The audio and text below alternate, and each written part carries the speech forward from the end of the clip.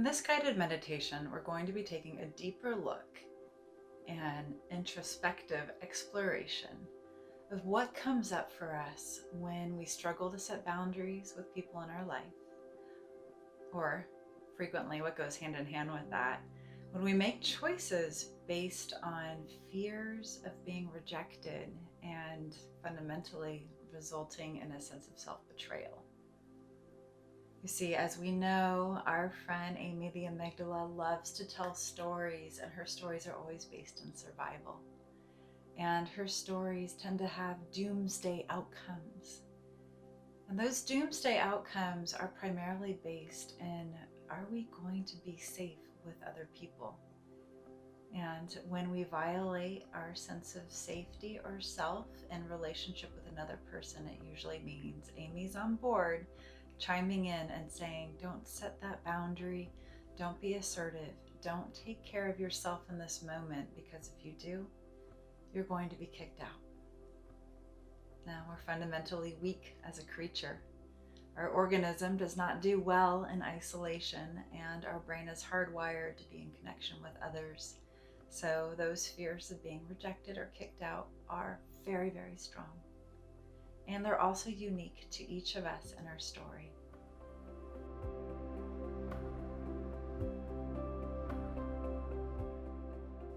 So I'd like to invite you to begin to apply that gentle, mindful touch, inviting your brain and your body into a state of self-soothing, open exploration.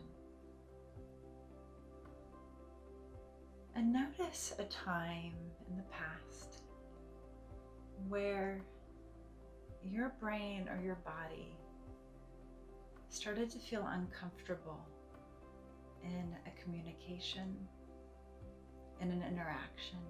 It could be email, it could be text, face-to-face, Zoom, whatever. Just a moment where you notice that your brain or your body started kicking up some dust, saying, we don't like what's happening here.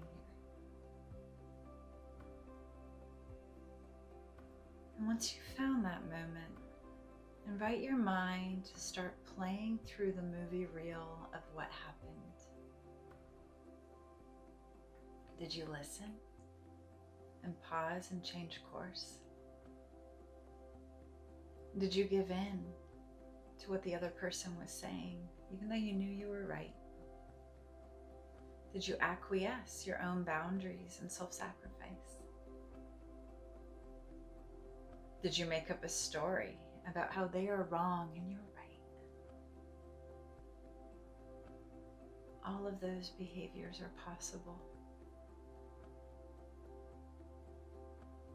And of course, the one that we yearn to have be the go-to behavior is that immediate self-check-in of, my brain is telling me that we don't like something that is happening in this moment.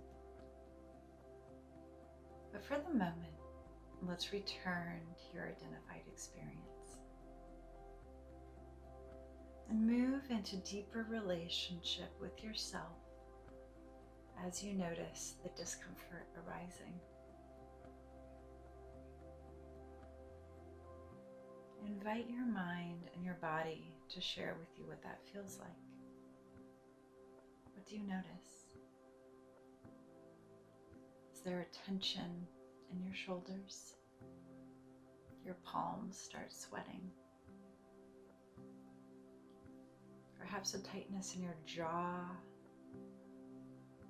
I will often get a tension headache that starts right here, and then my chest will have a crackling energy. Really powerful signs that somebody is stepping across a line that I am not okay with them stepping across.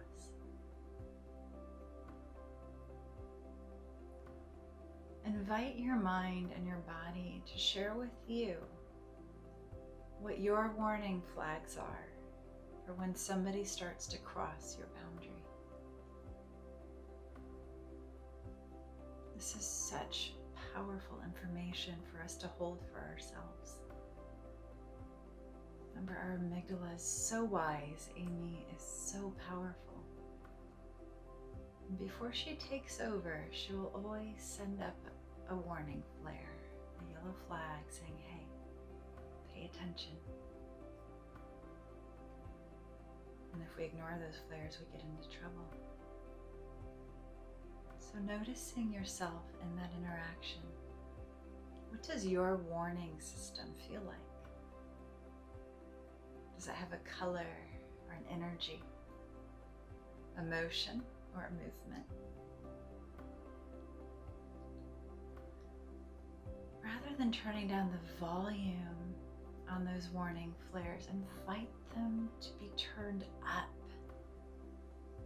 Create a louder, more vibrant experience of them. We want to hear those experiences. Invite them to be front and center. And then see if you can extend gratitude to your warning system. Say, thank you for letting me know that you're concerned that this person is stepping across a boundary. Thank you for protecting me.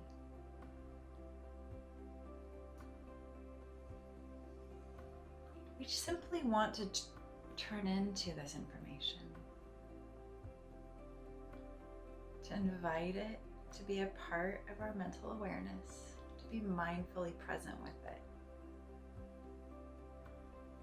It doesn't mean that we change what we're doing in the present moment. It's simply our third eye. Think of it as another version of yourself back here that's hanging out going, this is good data.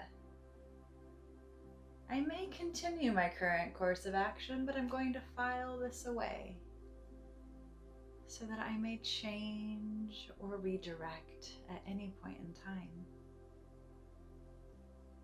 Being in partnership with our mind and body is critical for healthy relationships. As we know, 90% of our past stampedes into the present moment.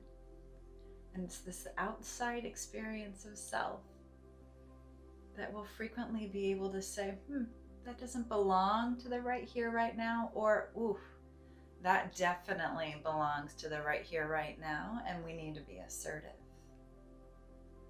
That when we're not in relationship with that greater perspective, that bigger mindset, we're at the whim of our amygdala, and old patterns persist.